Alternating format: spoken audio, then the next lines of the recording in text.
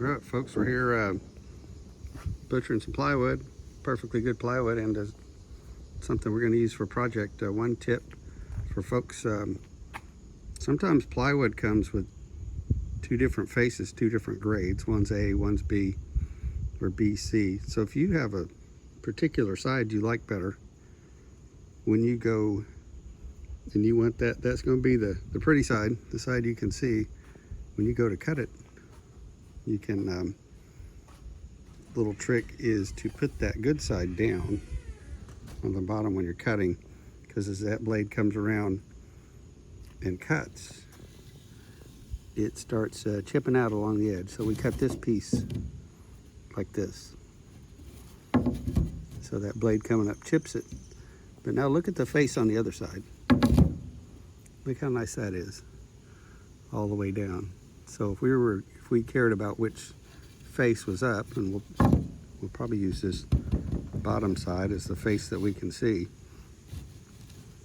If you don't care, cut it however you want, but this is just a tip. Also, we just used a framing blade. You can buy a nicer blade that gives you less blowout, less chipping. But once again, just as that blade rotates up and around and back towards you, it starts pulling out little chunks of wood along the way. There's on the mean side, that on the bottom side, that blade's coming right into it, so it's taking everything into the wood.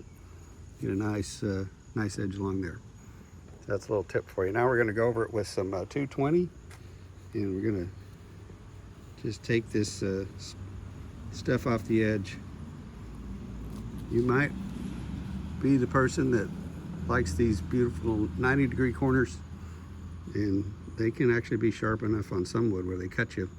We always like to go along afterwards and go along the top and the side and the bottom, and maybe even light 45 along the edge with some 220 light pressure to take that little sharp edge off.